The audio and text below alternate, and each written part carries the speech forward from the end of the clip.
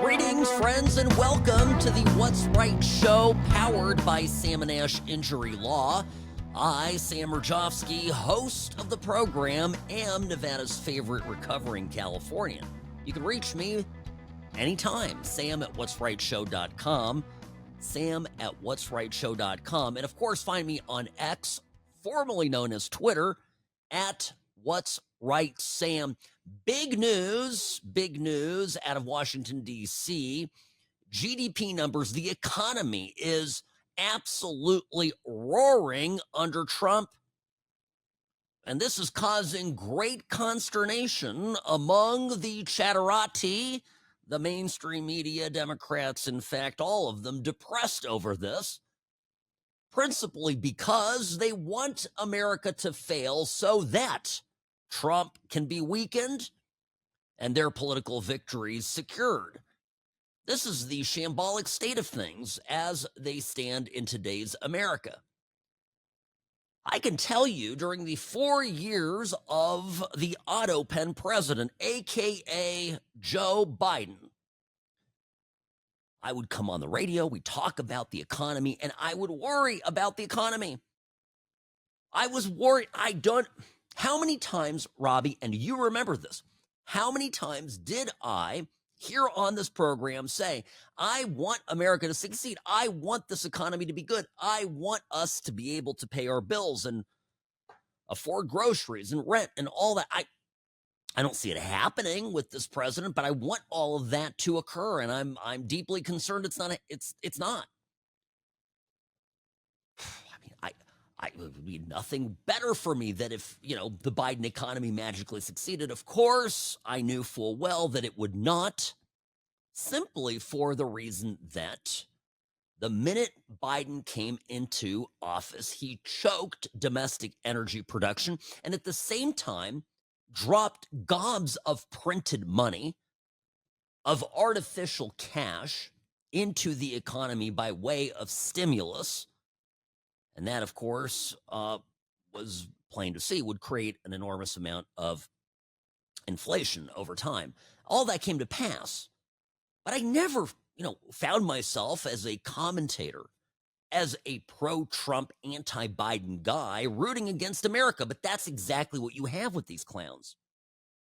So let me break down the numbers here just so you know what this is all about. And it might not seem like a big deal, but there was a estimate for the second quarter, Q2 of 2025, of a 2.3% growth rate. Okay, that was the estimate. And I have to tell you, there was a 0.5% decline in Q1. This is important because, of course, if you have 2 consecutive quarters of negative growth, negative GDP growth, that is a definition of a recession, right? And of an economy that's souring. The Dems are beside themselves because they were waiting for this number to come out and were hoping it would be negative. They were hoping that instead of 2.3%, it was going to be something sub-zero, and they could cry recession, see, we told you so. Trump and his tariffs, Trump and his, banging around, bull in the china shop, creating, mayhem. But here's the thing. The exact opposite is proving to be true. Trump is succeeding. The economy is working. The economy that was handed Trump was in terminal decline. And the math was cooked. The numbers were cooked. I'll give you one example. The Trump economy generated job numbers that were fictitious. Biden economy, the numbers that were fictitious. Do you remember the amount of jobs that were added that were government jobs? I mean, day one, Trump comes into office. They look at this bloated, enormous bureaucracy that grew by 30, 40% under Biden. The jobs numbers were getting padded artificially by spending government money, getting into debt, further eroding our fiscal standing. And in turn, producing numbers that then Biden turned around and said, look, I'm doing great. Nothing to see here. Nothing but good news. Yes. So here we are. We're doing well. Cutting costs, it turns out, works. I realize some people out there despondent that the cuts are not as deep as Musk wanted in the original Doge plan. I still remain positive and optimistic that we will get there. But one thing is for certain, okay? That these tariffs and rebalancing our trade can be done and simultaneously growth in the economy can be achieved. Because this quarter, this Q2, these numbers are very good. They exceed all estimates, and they represent a period of time when Trump was aggressively negotiating with our trading partners around the world on tariff rates. Everything you have heard from every so-called expert that the tariffs and the negotiations and the way Trump is handling it, etc., is going to crash the economy was false. It's nonsense. And my gut on this was correct. I feel vindicated, of course, and Trump ought to feel vindicated as well. One thing I told you from the beginning, Trump has some very smart people surrounding him. It's not like he's winging this. He's not shooting from the hip. Scott Bessent is a lot of things. Stupid is not one of them. So the team in place that is handling this is high end. My confidence in them is and has always been high. Now let's look at the consumer confidence rating. Now that went up, okay? So the consumer confidence index climbed to 97.2% this month from 95.2 in June. Economists had forecasted a lower reading of 95.8. The expectations index rose from 74.4 in July from 69.9 in the previous month in June. So this is, we look, what I'm getting at here is the indicators are all good. They're all strong. And well, we'll get to it in a minute. By the way, I'll take you through the receipts of some of the things the Democrats have been saying leading up to today. But I come back to Milei. We mentioned the president of Argentina, the new president, the guy with the chainsaw and the wild hair. He used to be a TV commentator. He was denounced roundly by everyone in the establishment, by all the experts, as being a buffoon. By the way, stop me if you start to see or hear some similarities to the way the media reacts to Trump here at home. But anyway, President Javier Milei of Argentina got elected. Okay, his promise was to cut costs in government. In fact, he closed entire ministries. He pledged to deregulate the economy. He's a free market guy. I'm going to get out of the way. I'm going to let the economy do what it does. I'm going to let the Argentine people work. And again, speaking for the government, and for this is what Milei's basic, premise of how he operates is, look, I'm here to see to it that businesses succeed and are able to make money, are able to prosper. The GDP growth, it's insane in Argentina. It's gone through the roof. 1 month it was double ours. Double. This is crazy. For a country that was given up for dead after years of globalist leftist governance. Make no mistake about this, folks. Governments matter. Elections have consequences. The greatest thing we have going for us right now in the United States of America is that we have Donaldus Maximus. Trump is president. I can't keep talking about it, but I will because I'm just so tickled by it. Trump, traveled over the weekend, Sunday, sat down with the EU president and ate her for breakfast, just chewed her up. Got a great trade deal for us, not so good for the Europeans.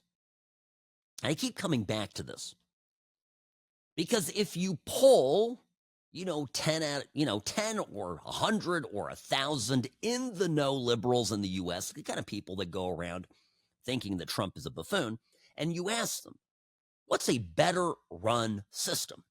Is it the Trump administration, America under Trump, or is it the European Union? Is it France? Is it Germany? And these idiots here in America will tell you, oh, Europe, it's so great. This is, by the way, why these liberals are all going over to Europe to escape the fascism of Donald Trump. These dumb liberals who for years have been telling you the wrong things over and over again, some of them were dumb enough to actually believe the stuff that they are saying, traveled to the part of the world that is in perhaps terminal decline. They have traveled to the part of the world that got chewed up by Donald Trump in one sitting.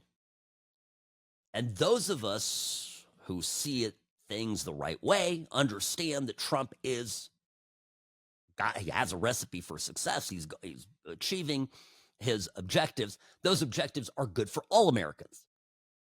They're good for you. They're good for me.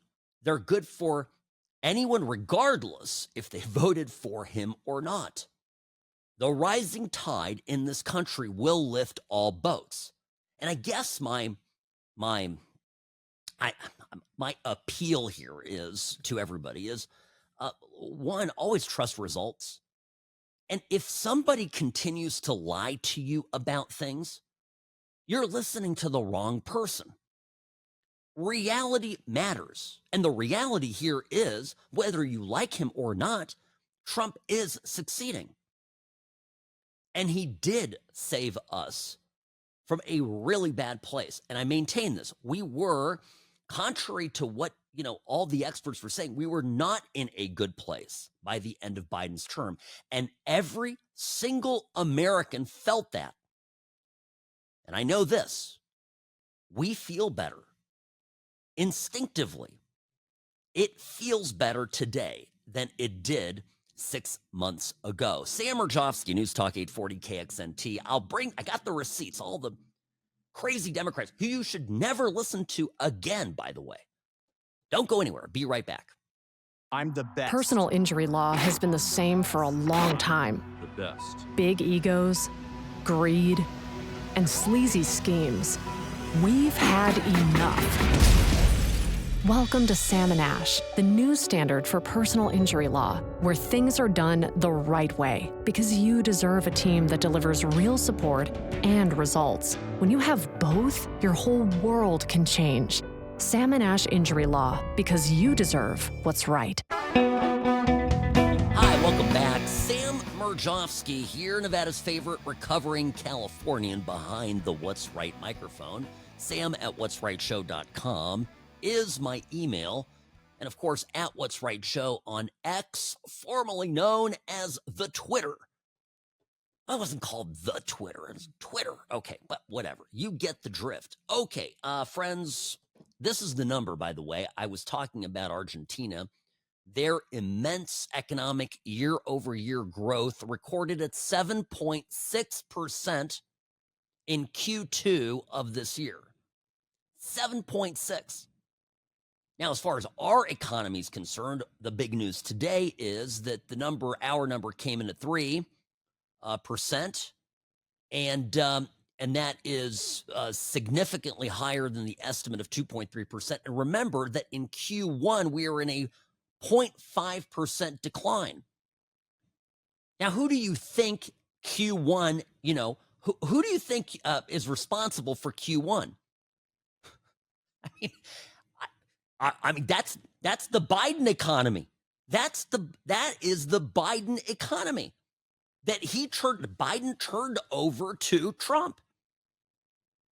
Remember when I said at the end of last year that it's very likely that we're already in a recession and that just Powell and all the other people are toying with the numbers to help get Kamala Harris's carcass campaign across the finish line? And then when the jig was up, when Trump got elected, they're like, okay, we give up. And here are the real numbers. And they try to pin it on Trump, which is obviously deeply unfair. Now, as we sit here in Q2, there has been this dramatic turnaround. It's all good stuff, right? Now, 7.6% in Argentina, I come back to the experts, and one of the takeaways always is, you can't live in the moment. Libs love to live in the moment. They don't want to hear about how the idea they had last year wasn't correct.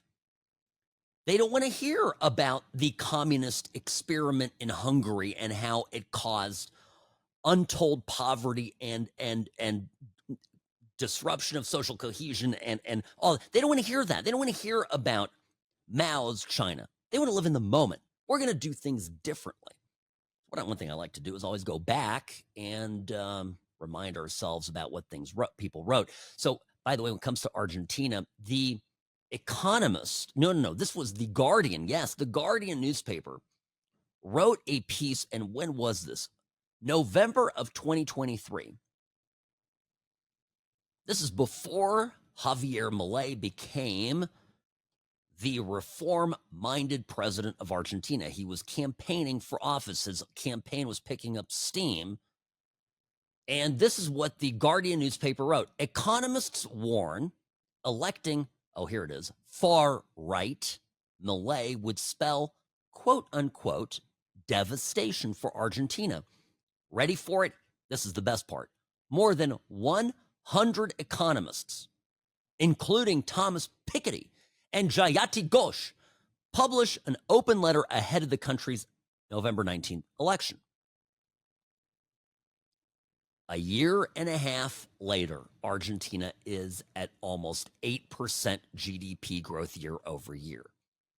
My point is, if the experts continue to lie to you, why listen to them? To me, it's fundamental. The experts have lied to us about the Trump economy. Over and over again.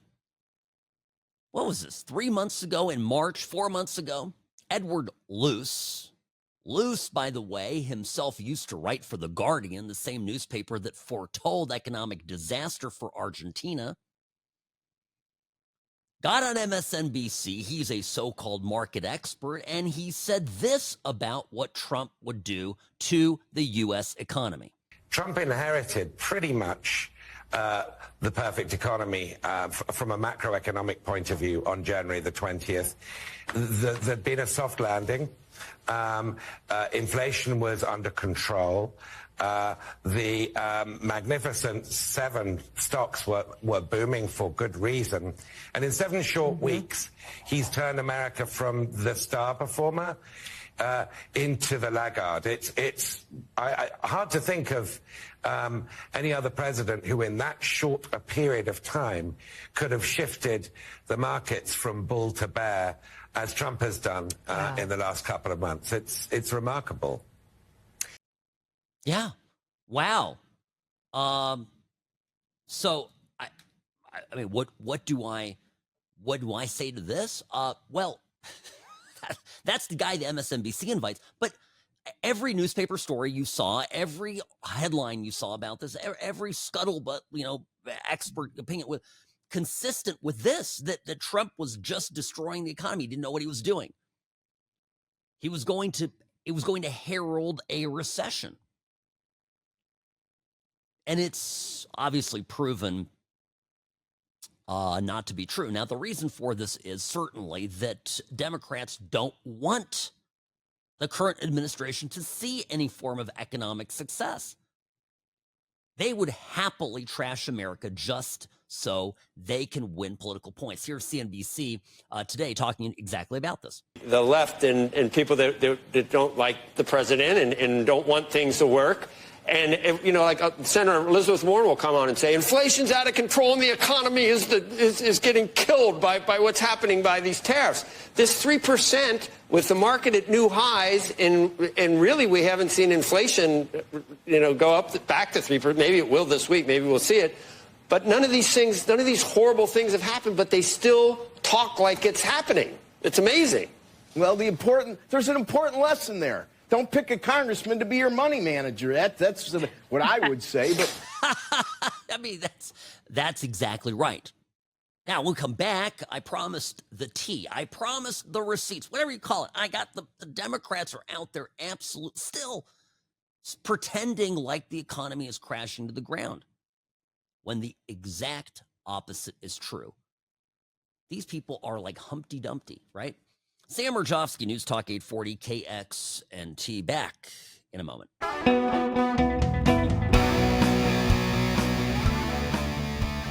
Rarely wrong, always right. Sam Mirejovsky here on the What's Right show. Pleased to be with you as always. At What's Right Sam on X is where you can find me. Please follow me. Go on there. If you don't have an account, get an account. It's the place to follow the news. I'm telling you. And there you can also follow all your favorite people, of which I hope I am one. Now, the Democrats would rather have America tank than give Trump a win. It's not just on the subject of the economy, and I'll play, by the way, some clips here. I promise I'm going to get to them, but here's a quick little update. The 2028 LA Olympics. The San Francisco Chronicle, Joe Matthews, syndicated columnist, put an opinion piece up. He said, cancel the 2028 Olympics, he says. This is what we got to do. Because hosting the Olympic Games requires working with a, as he puts it, lawless U.S. regime. Again, let me read between the lines. It's nothing to do with ICE. It has nothing to do with deportations. They would rather have America walk away from its opportunity to host the Olympics, leave the Olympics high and dry, create enormous economic damage for the LA and greater U.S. economy from that move. And they would rather have that happen than give Trump a platform for success, for visibility, for, being on the world stage, etc. This is crazy stuff. Okay. I'm sure you've seen it. By the way, it's not going to happen. Like, the Olympics will not get canceled because of Trump. That's absurd. By the way, I have a friend who is running the whole thing. He's one of the big planners of it. And so if I hear anything, you will be the first to know. So crazy Democrats talking about the economy not that long ago, just April 9th of 2025, Pocahontas Warren. That's right, our favorite senator from Massachusetts, giving a TED Talk. Just kidding. This was on the Senate floor, but you'd think she's just this economic expert talking about what tariffs are going to do, what all Trump is going to do to the economy with the way he's handling the tariff negotiations. Donald Trump is trashing our economy. First, Donald Trump imposed across-the-board tariffs. Then, just a few hours ago, he dropped those tariffs to 10% on everyone and moved the tariffs up to 125% on China, up from 105% yesterday. Now, there's confusion, there's chaos. No one knows what the tariffs will be tomorrow or the next day or next week or next month. But here's what we do know. Are prices still going up? Yes. Are businesses still wary about investing? Yes. Are millions of working people still worried about their jobs and millions of small businesses still worried about closing shop? Yes. It's a disaster. But here's the thing. Republicans in Congress have a chance to stop him right now. If they do nothing, they, along with Trump, are responsible for the fallout. Yeah, remember the CNBC clip where the host, or the guest rather, tells this is why you don't hire a member of Congress to be your money manager. They're wrong about everything. More importantly, or more specifically, everything is viewed through a political lens. Wins and losses are not what's good for the country. It's what's good for the party. And of course, for the individual candidate. But it's like this everywhere. April 7th, Congressman Maxwell Frost talks about a reckless, chaotic tanking of the economy. I mean, this was par for the course. Hey everybody, Congressman Maxwell Frost here, and if you're watching this video, you know that prices are going up across the entire country. The economy is flailing in a free fall. Why? Trump tariffs. And Trump tariffs, like everything else that Trump touches, are chaotic, are completely reckless, and are actively tanking the economy as you watch this video. Trump tariffs are driving up the prices of everyday goods across the entire country, from food to gas. And so we're going to continue to fight to bring down prices, to reverse reckless Trump tariffs, and to make sure that we do everything possible to make life more affordable for you and not the billionaires. Whoa, boy, that was a diss, as the kids say. What are they exactly going to do to make prices go down for you? Because the Democrats were in charge for 4 years. And you see how that video ended with the Democrats? That was the account, incidentally, the other week that posted a very inopportune graphic of a chart showing rising prices in America that happened to do all their rising during the time that Joe Biden was pretending to be president. Oddly suspicious. Well, it was, of course, pointed out by me and others, and they quickly took it down with egg on their face. But it's just a typical thing, right? They just put stuff out there, and it's a lie, and even they'll put up graphs and think nobody will examine it. They are used to talking to morons. And one thing I will say, if I were a Democrat, and I were, like many Democrats that I know, very common sense, at what point do you get fed up with being talked to like an imbecile? Isn't it demeaning to have somebody say, look at this graphic, look at how much price, this is what Republicans are doing. And I'm like, by the way, if you're watching the Sam Cam, I'm doing some, hand gestures here. You look at the thing and you go, oh, well, these numbers went up between, 2021 and 2025. And let's see, for 2021, 11 and a half months of those were Joe Biden. And for 2025, when it started leveling off, that's just when, Trump became president. So, and they expect you to just buy it. And the funnier thing is, it sells with some Democrats, but it can't sell with all of you.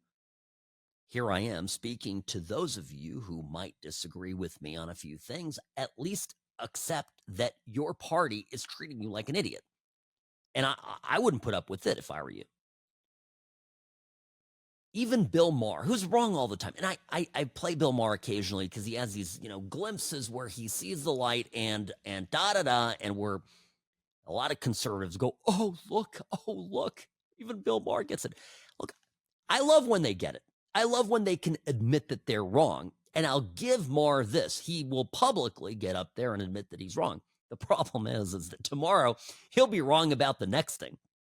And people will listen to him until he figures out that he's wrong about that too. And then he'll come out and say he's wrong again. So it's kind of like ending up in the principal's office over and over again. And you continue to say, oh, I've learned my lesson this time. Thank you, Mrs. Smith.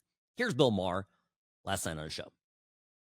I remember along with probably most people, was saying at the beginning, oh, by the 4th of July, somebody had to think how the country the economy was going to be tanked by then. And I was kind of like, well, that seems right to me. But that didn't happen. Now, it could happen tomorrow. I'm just saying that's reality. So let's work first from the reality of that, not from I just hate Donald Trump. Because that's boring and doesn't get us anywhere and leads you to dishonesty. Because the truth is, I don't know what his strategy is.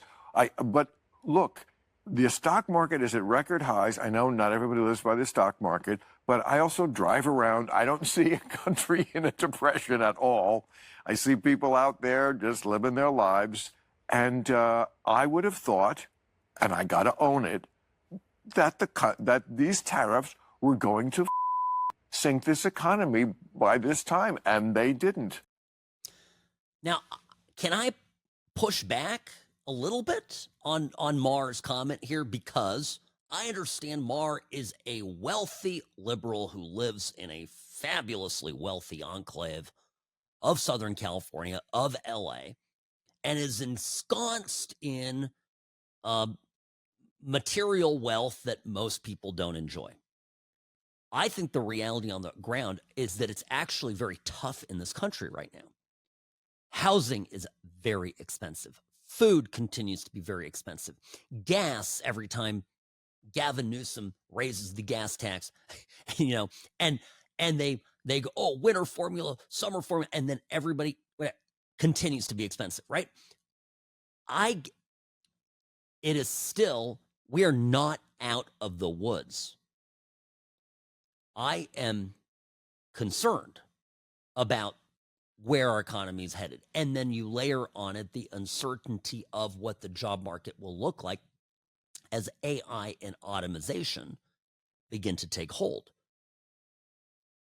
And, there is an uncertainty for college jobs. I have kids. I've got a son who will be a senior in high school. And, what advice am I giving him for next year? The college path.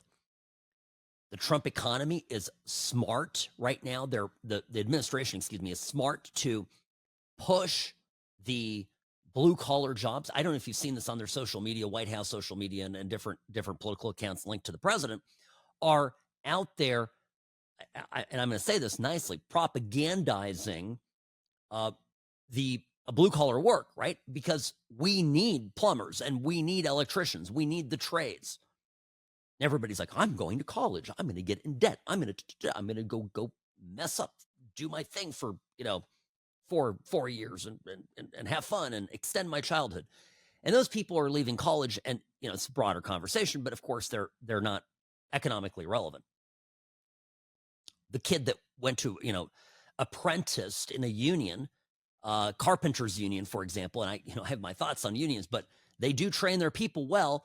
They go in and they apprentice, and they get paid to learn a trade and get licensed, et cetera, in that trade. And all of a sudden, they are miles ahead, and maybe to a point where the average college graduate who didn't have a plan, is not catching up. So this type of disruption in the economy, I see it happening. It's on the horizon. It's why Trump is fully engaged in the AI race, why he's, got the smartest people, and we'll get to this a little bit later in the program, really smart people on that.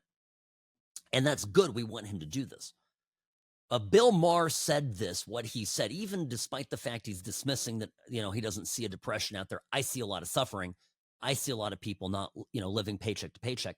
Regardless, he admits that his belief months ago that Trump would tank the economy was wrong. And he said this, last night, filmed maybe earlier in the day, perhaps even, who knows how they do this. So, hours or a day before the economic numbers were released, and the amazing, astounding, higher than expectations, 3% GDP growth was announced. So this is good stuff. Now, I got to take a quick break. I'm going long. They're giving me dirty looks. What is the Democrats' answer to this now? This is perplexing. I actually am perplexed by the strategy. And I see a lot of debate in conservative circles about what's going to happen in the midterms. I know it's a year off. I get it, folks. A long time. A year and 2 months, 3 months is a political eternity. 100%. I hear you. But that doesn't mean that we can't get the crystal ball out and start wondering about this. Sam Mirejovsky, News Talk 840 KXNT. Back in a moment.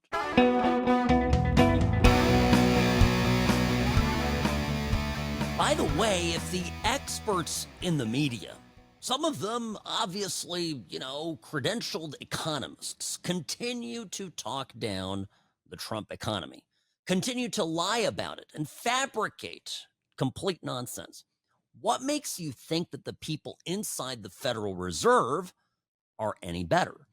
Sam Mirejovsky, News Talk 840 KXNT. Greetings, friends. Welcome back. So I'm looking at this Federal Reserve decision. This is really momentous. So earlier today, the Fed held the key interest rate. So they did not lower rates in spite of the pressure coming at Jerome Powell from Donald Trump. There were, however, two dissents. And this is a change because in June, the meeting, the decision to maintain rates was unanimous. There were no dissents. And by the way, I think this is the first dissent in years, the first time maybe since 1993, that multiple governors cast no votes. What this tells me is there is now actual discord even among elite experts, governors of the Federal Reserve, over what ought to be done with the economy. And all comes down to, what do these so-called experts think about the current strength of our economy? These are people who lowered the rate. They have no credibility with it. They lowered the rate right before the 2024 election, when we had inflation, for example, continue to grow. So, well, they did. It was obvious. It was a political maneuver, right? These people are all Democrats. These people are all globalist hacks. So anyway, that's what's going on there, and I anticipate Trump to make a move on this. I really do. Can't necessarily fire Powell, but he can create enough pressure on him, particularly around this headquarter renovation, $2.5, maybe $3 billion spent on the new building or on the remodel of the existing building. I could see Trump doing something to hasten Powell's exit. So we'll follow this because, of course, if rates are high, this matters to you and I, right? You have a house.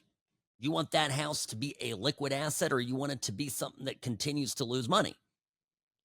In a lot of markets, people aren't able to sell their homes because loan rates are so high. The Fed market rate is, what was it, unchanged now at 4.5%? Is that right? Well, I got it here. 4.25, 4.5%. Okay. But you know, you go out there and get a mortgage on the street, you're going to pay 6.87%. That's a lot. If you are lucky enough to have a home and are, you know, got a mortgage when rates were low at, 2.5%, 3%, you're laughing all the way to the bank. Imagine if your mortgage payment was twice as high as it is now. That's what people are contending with. So they simply can't afford the same house that you bought, even if they paid the same amount of money. You have to make twice the income, loosely, right? Based on some formula. You have to make a lot more money to be able to afford the same house. And so an already unaffordable housing market becomes even more unaffordable. And of course, it will go after folks, for most American families, their most critical asset. So this stuff is real stuff. It affects normal people. It affects families, working class families. What are the Democrats doing? I tell you, I see some really bizarre behavior out there. For example, this Eric Swalwell clip. Yeah, Mr. Fang Bang, whatever her name was, the Chinese spy who allegedly had relations with the congressman and infiltrated his office after he allegedly infiltrated her. So here he posted a cringeworthy video of himself pushing a mere 135 pounds. Notice, those of you watching the Sam Cam, this is like, I can lift this. I should be working right now. I should be at the Capitol. I should be in a suit. Instead, Republicans sent us home because they would rather stand up for Donald Trump than release the Epstein files and stand up for victims. We could be at Washington, D.C., lowering your healthcare costs, lowering your grocery costs, and restoring your rights. I should be working right now. Instead, I'm pumping iron at the gym. Where does he have his thumbs? Robbie, did you watch this? Do you put your thumbs behind the bar? Don't you? This is the grip. Okay, I'm okay. I'm splitting it. I'm getting really detailed. This is cringy. Where am I? I'm here at the gym. I'm pumping iron. What's Trump doing? That's Congress. Now, I'm going to get to it here because I'm going to do it top of the hour. What does this all mean for the midterms? Because if you listen to certain Republican critics, some even that I respect, they are very, very concerned about where Republicans will be in the midterms and that Republicans could lose the House. And I think you and I can agree that that is a bad thing. That would be a terrible thing because the minute that the House goes to Hakeem Jeffries, Timu Obama, as he is affectionately called by some, we're going to have investigations and impeachments up the gazoo. All right? Now, the next 2 years of Trump's, or the final 2 years of Trump's presidency, will be spent mired in all sorts of dog poop. That's a legal term for it. Not good stuff. All right. I'll take a break. Sam Mirejovsky, News Talk 840. We have an obscene profit timeout, as Rush would call them. And I'll be back after this.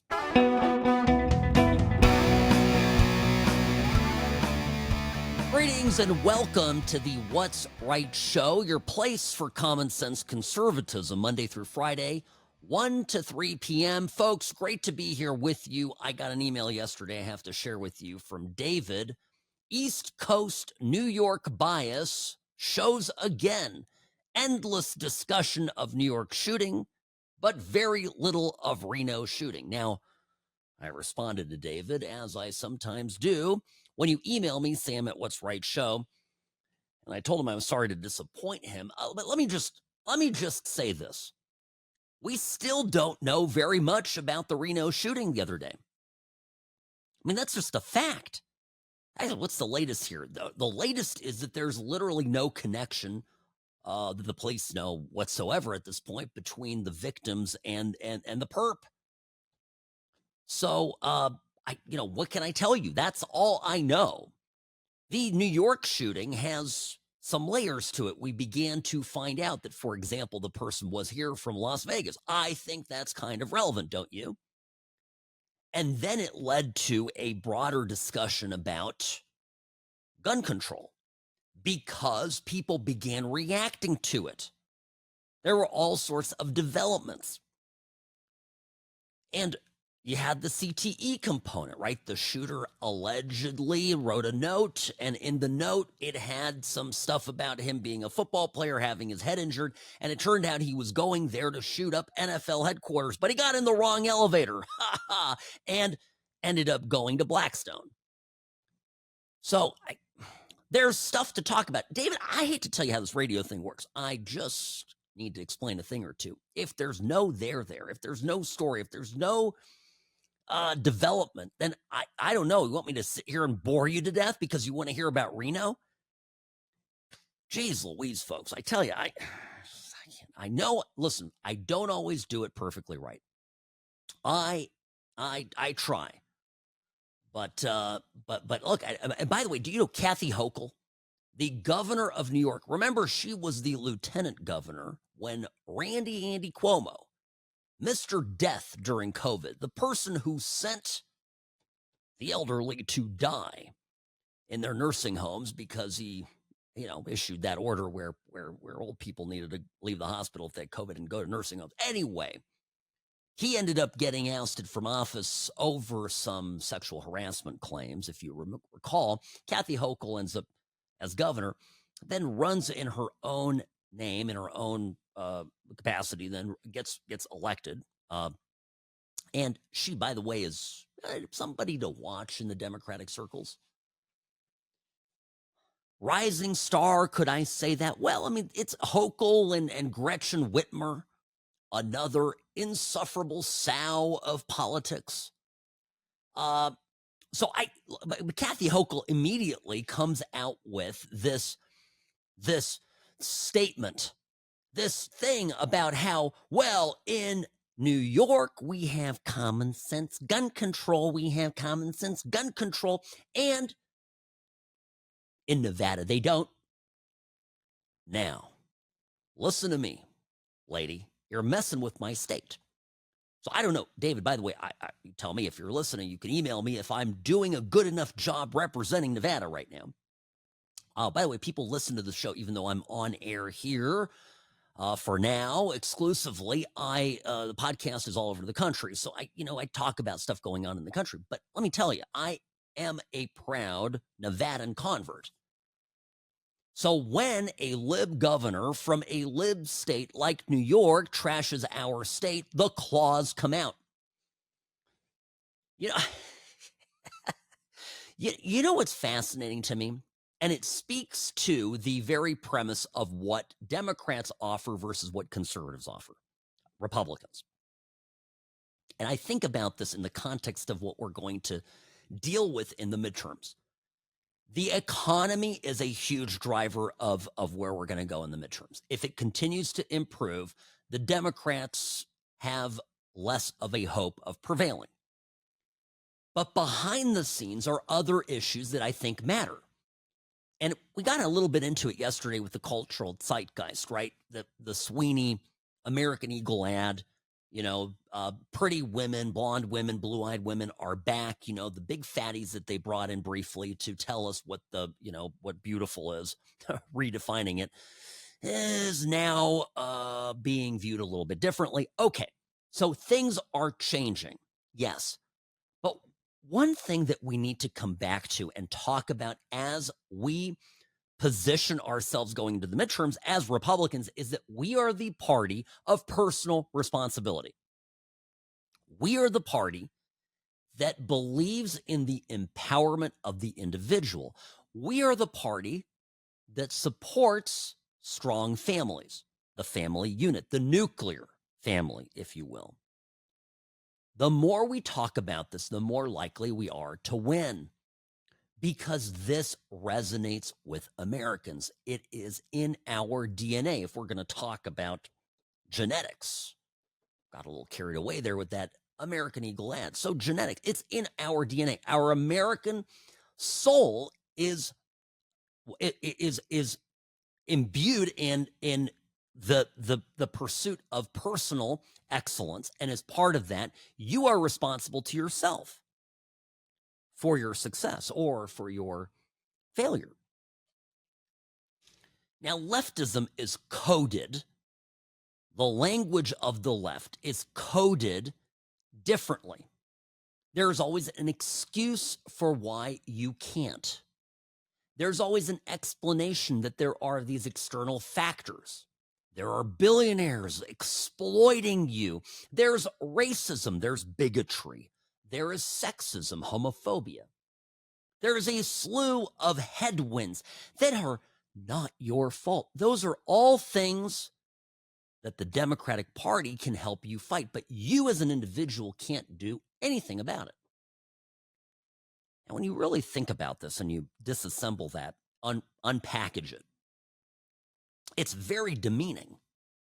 And here we are again back talking about how the left demeans its followers, its acolytes, its political supporters. In other words, you are too weak, you are too inadequate as a person to overcome these challenges. These challenges are, and they start to use words like systemic, which, systemic, systemic feels like the system is against you, right? That's the language, meaning you can't, as an individual, overcome a systemic, block, a systemic force that's there. A systemic force requires Elizabeth Warren to bring her peace pipe, do some hocus pocus. Yeah, right? Of course, you have to give up by half of your wampum to make all that happen. But the point is, she will save you from it. The Democrats will save you from it. And Republicans, we have a different proposition. Our proposition is we're going to get out of your way and you're going to succeed. And every Republican that speaks in these terms has been politically viable, starting with, in my lifetime, with Ronald Reagan. To me, it's just fundamental.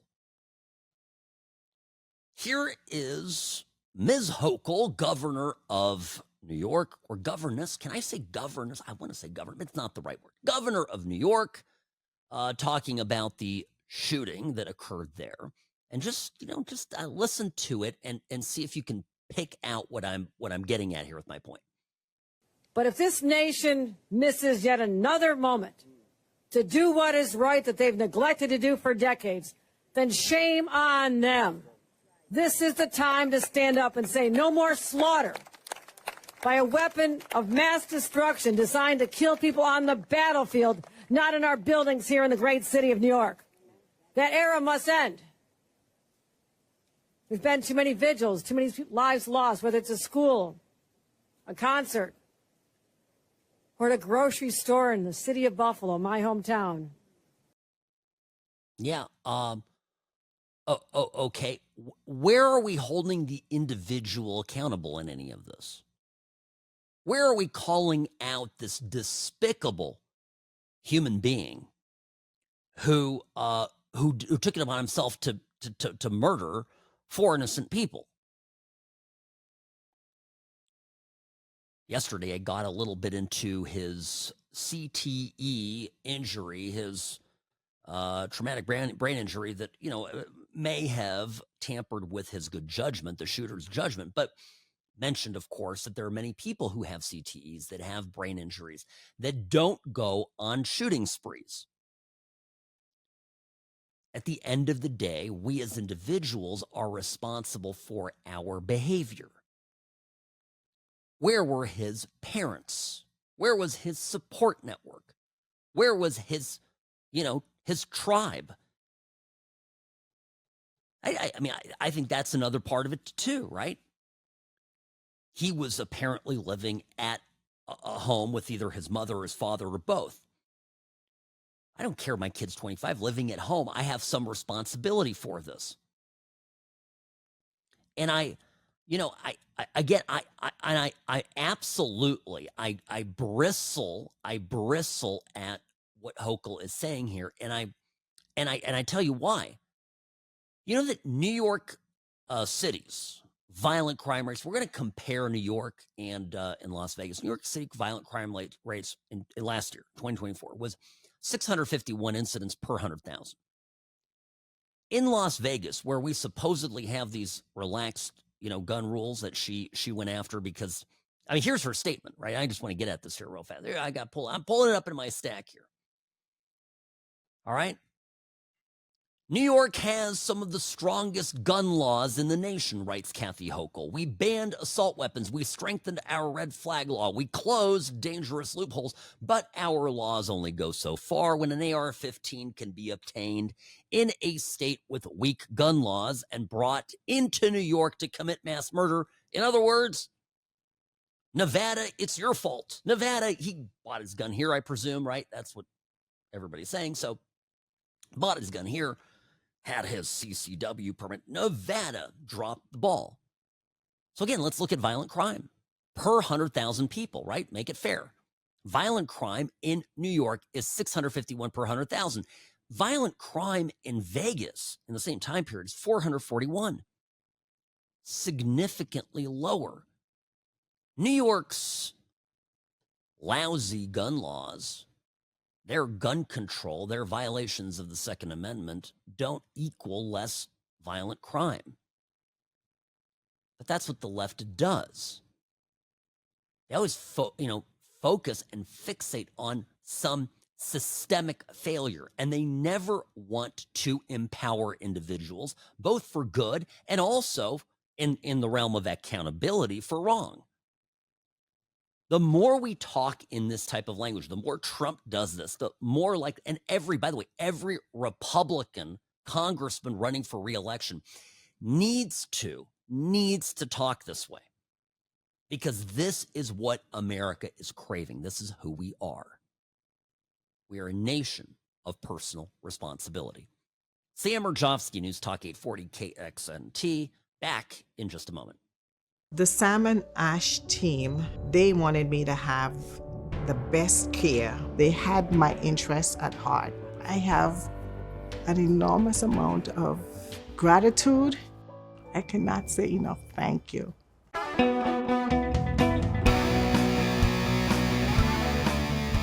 Well, you're right, Robbie. She literally, Hochul, the governor of New York, literally says slaughter by a weapon. Sam Mirejovsky here behind the What's Right microphone. Greetings, friends. Welcome back. Oh, yeah, the shooting, yes. And, we're following the one in Reno. Not a lot there that heard about, and still developing case, police being tight-lipped about the circumstances. Seems that the shooter not known or connected in any way to the victims. So just senseless violence. The case in New York, of course, now developing a strong political component, which is why I'm talking about it, because we've got the governor there, the Democrat governor, slamming the good state of Nevada over our gun laws. Meanwhile, the violent crime rate, let's say, for example, in New York City per 100,000 versus Las Vegas per 100,000, significantly higher, even though they have all this gun control. Classic example. By the way, important to know, the people that advocate for gun control, this is just, let's sum it up. The same people that want to take away your gun, take away your right at self-defense, are the people that want an open border. They want no cash bail. They want to do away with mandatory sentencing. They want to have as many George Soros funded, woke, soft on crime DAs as possible. Okay? They want in every way, shape, or form to encourage an environment where criminals run free and where you, the law-abiding citizen, can't do anything about it. These people do all of that, and then, on top of it, as just the pièce de la résistance say, and now let's defund the police. It defies all logic. And that's the Democratic Party today, in my humble opinion, where we're at with it, right? And when we talk about messaging as Republicans, unifying messaging and messaging that speaks to a broad majority of Americans, it's individualism, it's common sense, it's public safety, it's the economy. Because in every measurable way, those are issues that matter to people. They're hugely important. Now, I was talking about personal responsibility, and I want to get back to this. Remember the DEI police chief there in Cincinnati? I shared the clip yesterday of her giving this absolute insane press conference rant about how she's mad that the videos got out, which show a woman, for example, on the ground, getting thrown to the ground and then stomped on and unconscious, bleeding from the mouth by a group of 10 or more African-American perpetrators. And look, aside from the fact that it would be the biggest news story of the century if it was the other way around, if 10 white people were stomping on a middle-aged, older woman, on the ground, defenseless. I mean, it's just a black woman. It would just be absolutely, everybody would be exploding about it. Setting all that aside, she was chastising, of course, the media for not showing two sides of the story. And I acknowledge that one of the men, it is known, one of the white men here, was antagonizing another man who happened to be African American. But then what happened is his people, the group around the African American, ganged up on the white people and started hitting them on the back of the head. And the difference, I always say this as a lawyer, the difference between an open slap, which is an assault and a battery, versus clobbering somebody unconscious, that's attempted murder. These things are not created equal. And she continued to want to do that. But there's a particular point in the conversation I want to draw your attention to. I didn't get to this yesterday, and I'm coming back to it because it goes with this idea of personal responsibility. So the police chief says there's a reason. There's more to the story, and there might be a reason why the perpetrator, the main perpetrator here, did what he said he did. This is still an open investigation. and all potential charges are being investigated for everyone involved. All investigative tools and techniques are on the table, including, were some of these individuals overserved at some local establishments? It is clear to us that alcohol played a part, a significant part, in this incident. Oh, I think, by the way, Robbie, where do I have it? I sent this to you. The guy that, the main perpetrator in this, apparently is out on $400 bail. I mean, it's just absolutely astonishing. That's the report. $400. Attempted murder. And here the police chief is going, oh, you know what? I think alcohol may have played a role. You could kill somebody on alcohol, okay? Drunk out of your mind. And the best you're going to do as far as a defense is not have it be murder one. You can maybe get away with meditation, right? Mens rea. But you're still going to get murder too, probably, and definitely manslaughter. It's just wild to me. No personal responsibility. Sam Mirejovsky, News Talk 840 KXNT.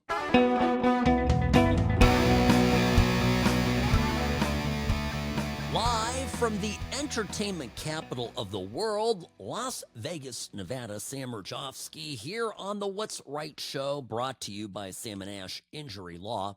In a crash, call Sam & Ash 702-820-1234 because you deserve what's right.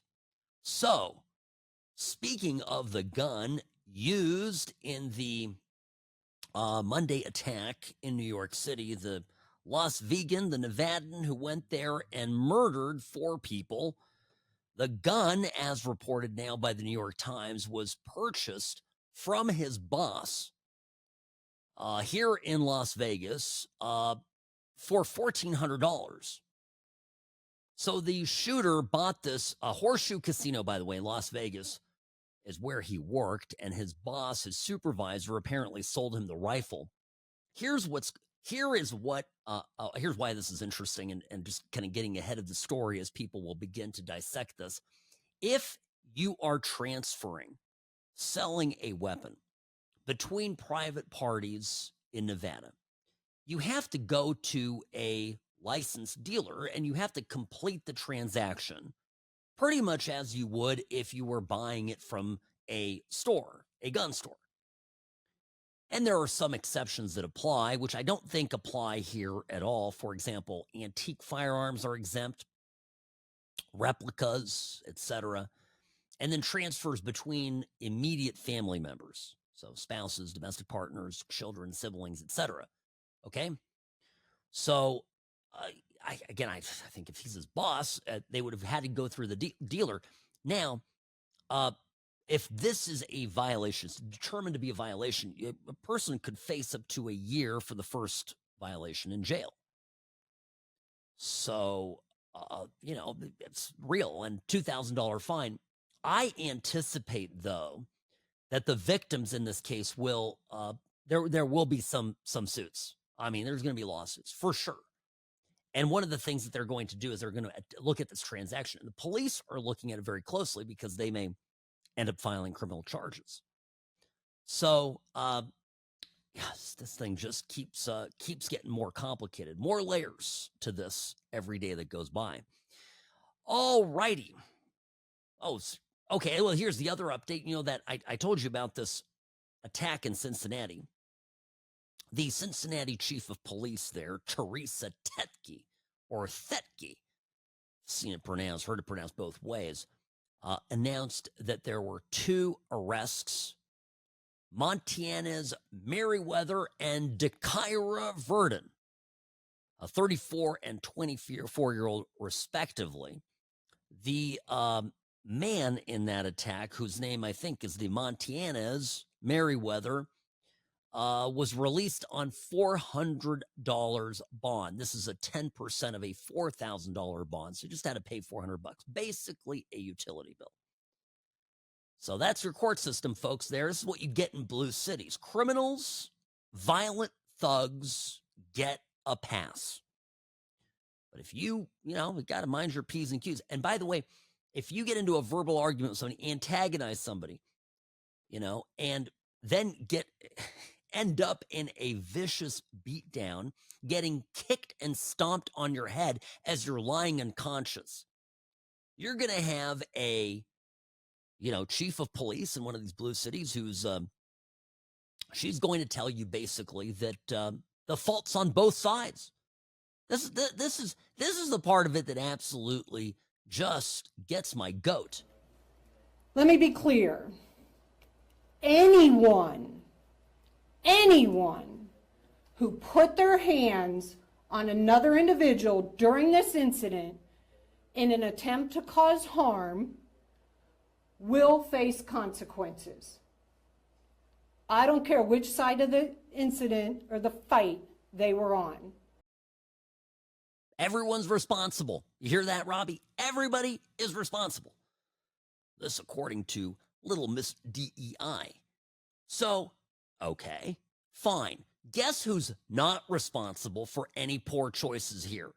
Oh, the police, who, by the way, didn't respond to this for minutes, even though this jazz festival was going on, was known to be and get out of hand. Lots of people, plenty of notice for the police to staff accordingly. Here is the Cincinnati police chief, Ms. DEI, talking about how the police, there's traffic. I, like many, woke up Saturday morning to the video. The incident occurred. We got our first call at 3:06 a.m. First officers were on the scene at 3:12 a.m. Based on the body cam footage that I've watched, that response time is completely acceptable because the downtown area still had traffic congestion from all of the events. Okay. If you're a liberal, there's all these assault weapons running around arbitrarily killing people. It's the gun, it's not the person. These assault weapons, just imagine, and thank goodness this wasn't the case, but imagine if there's been a mass shooter. Again, it's a crowded, big event that's occurs, in Cincinnati and has been known to get out of hand in the past. 6 minutes? If somebody is firing from a rifle and arbitrarily killing people, 6 minutes could be 50, 60 bodies. What the hell is she? It's perfectly acceptable. These people really get me. By the way, Rusty, I loved your note. Thank you for the email. We exchanged some emails yesterday with another listener complimenting the show and telling me he's a former attorney and practicing attorney and that he likes how I present things. It's true, Rusty. I do, take my day job, my lawyer job, and I apply it to the program. And so I approach these things a little bit differently than other hosts. And one of the things is I always think about this as an adversarial witness that I am questioning, under oath on the stand in a deposition, whatever. And I'm trying to find inconsistencies. You see that it fundamentally troubles me that this lady on one hand is like, both sides are responsible. It's not just the black thugs that curb stomp this middle-aged woman. She's unconscious. They're kicking her head. Read again. I know what the law says. That's attempted murder. Equivocating that with nasty words. I don't even care if they're racial. Nasty words and an open hand slap that is alleged to have been perpetrated by the white male who later is beat unconscious. And incidentally, this isn't an I slap you and then the man that gets slapped punches the aggressor one time in the face, he drops and walks away. That I can still defend, maybe. I'm talking minimum 10 people stomping, kicking, beating a person who's on the ground. That is not a fight. That's attempted murder. And this DEI cretin, this police chief goes, we're looking at everybody's responding. And then when it comes to any criticism of the police department, of her leadership, she says, I woke up like you guys looking at these videos. I was appalled. I reviewed everything. 6 minutes. Okay. How about if you think 6 minutes is okay? How about you lay on the ground unconscious and let 10 thugs kick your head, and let's count to 6 minutes, and you tell me if that's not a really long time. And you know what else? Did you catch the part where she says that she woke up to find out about this? The police chief had an all-out race riot where people were almost killed. And no one from her phone was on silent. Nowhere. She woke up in the morning to look at these videos. Oh, the stunning lack of professionalism is just, it's too much to bear. And it's an indictment really of the entire system. And that's why I'm going to continue talking about it. Because DEI kills. And this is another topic of conversation that is good for Trump, is good for conservatives, Republicans going into the midterms. You want to win in the midterms? You want to get at it? Talk about this. Talk about cleaning this up. Talk about making things right in America, making America a meritocracy again. Now, speaking of the midterms, I want to talk about redistricting really fast, the news out of Texas. And then, of course, I need to get to it. Gaza, Palestine, and the collapse of the West. Astonishing stuff. Sam Mirejovsky, News Talk 840 KXNT, back in a moment.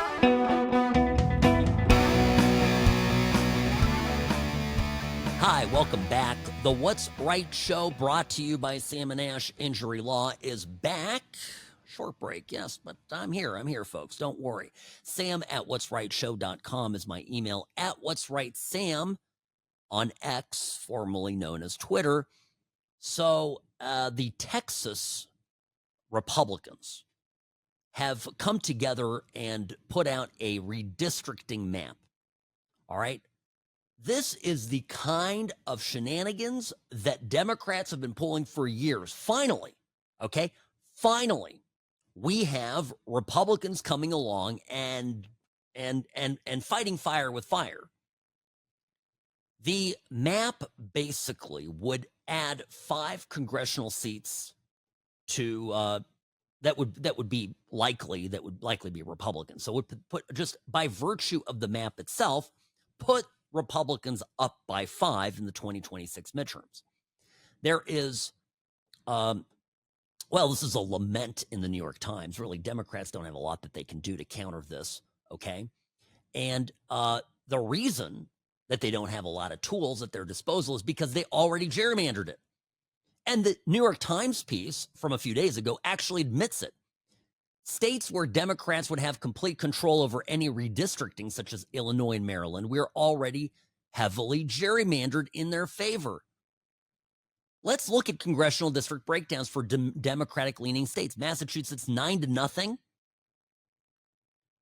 New Mexico 3-0. Oregon 5-1. Illinois 14-3. New Hampshire 2-0.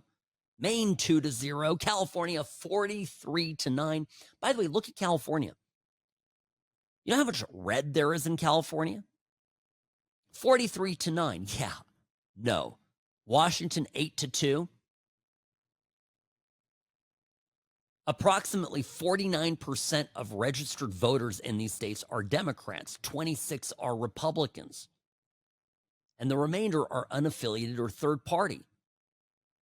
So Dems, do they have a 2-1 advantage in these states? No.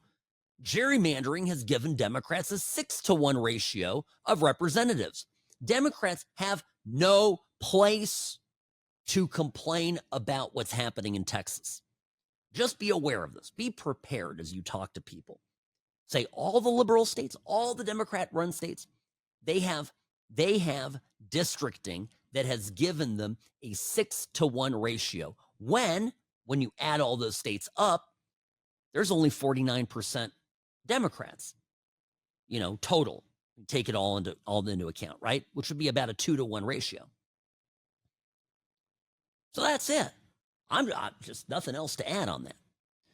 The other issue that, of course, is percolating out there is the subject of Palestine. A number of European leaders, including the effete Kier Starmer, have come out with a support for the Palestinian state. Kier Starmer actually went as far as to say, well, if this ceasefire doesn't go through, then we are going to support a two-state Palestinian state solution, which, of course, incentivizes Hamas not to make a deal.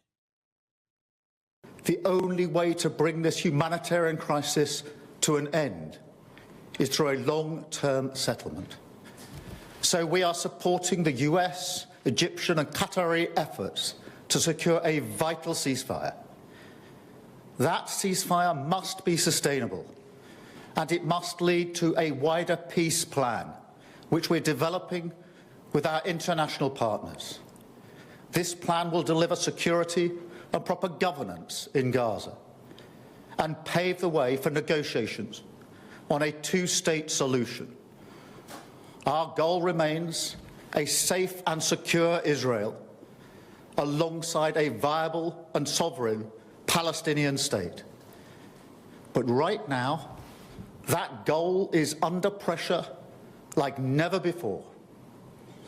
I've always said that we will recognize a Palestinian state as a contribution to a proper peace process at the moment of maximum impact for the two-state solution.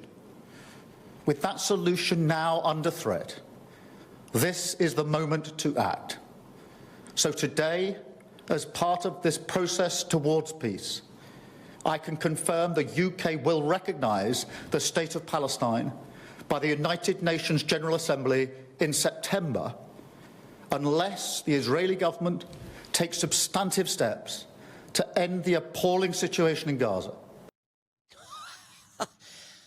You know who's stealing the aid? You know who's literally killing people in line, Gazans in line, who are picking up food supplies that are dropped off by Israel, by the UN, by other groups? It's Hamas. Hamas is starving their own citizens so that this idiot, who is Kier Starmer, is what is this, the Jimmy Carter of Neville Chamberlain's? My God, this is atrocious. We're going to do this. We're going to give you a two-state solution. We're going to give Hamas exactly what they want if and only if, unless Israel doesn't take meaningful steps to ease the suffering. What an absolute dummy. I don't actually, maybe I'm wrong. Maybe he's not stupid. Maybe he's actually just a terrorist sympathizer. That's maybe more probable. Trump on Air Force One on his way back from the British Isles was asked about this. Is there any use at all in pressuring Israel now to come to some sort of longer-term solution? Well, you could make the case that you're rewarding people, that, you're rewarding Hamas if you do that. And I don't think they should be rewarded. So I'm not in that camp, to be honest. We'll let you know where we are, but I am not in that camp. Mr. President, because if you do that, you really are rewarding Hamas. And I'm not about to do that. Yeah. Well, I'm not going to pressure Israel. I'm not rewarding Hamas. What are you paying? Are you rewarding Hamas for October 7th? Is that really where we've come to now as a country? And by the way, I'm speaking to a lot of conservatives because I had an interesting conversation this past weekend with my nephew, who is very bright, is going into law school, and he started prattling on about how, basically Israel and the Jews own America and everything and all this stuff that's becoming very popular in, among certain portions of the conservative media landscape. And I don't entertain it. I didn't get into it with him. It was a family discussion. I don't want to, get political, but it's been laying in my mind that there are, particularly among young conservatives, and he claims to be very right wing. I don't really know where his politics lie, but it's popular, this thinking, right, that Israel's the bad guy. I'm not saying Israel's perfect. I'm not here to the defense of Israel. I'm just saying we've got a country that values life. They do. There's mountains of evidence. And if you cared to study anything, you'd realize that Hamas is the exact opposite. And that Islam, where practiced in its raw form, is fundamentally anti-life. All right? Remember this former AP staffer, Maddie Freeman, talking about all the info that comes out of Hamas back in April, and he was talking at a global forum, and this guy literally used to be a journalist for the AP, and he lays out exactly how this whole thing works, and everything that comes out of Hamas, all the information coming out of mainstream media news outlets, including the AP, actually is Hamas propaganda. Hamas has figured out how to make the press amplify its messaging rather than covering Hamas. There are no Western reporters in Gaza. All of the reporters in Gaza are Palestinians, and those people fall into three categories. Some of them identify with Hamas. Some of them are intimidated by Hamas and won't cross Hamas, which makes a lot of sense. I wouldn't want to cross Hamas either. And the third category is people who actually belong to Hamas. None of what we're reading is real. And incidentally, this whole story of the kid, the New York Times publishing this picture of the kid that's looks like he's starving. They did this. They published a picture, the New York Times, a picture of a starving Gazan. Only problem is the kid's developmentally disabled. He has a disability. And they cut out of the picture, standing next to the kid, the older brother who appears to be well-nourished. This is what happens when Hamas propagandists basically get allies, fools in the West, to do their bidding. Sam Mirejovsky, News Talk 840 KXNT. I'll see you folks tomorrow.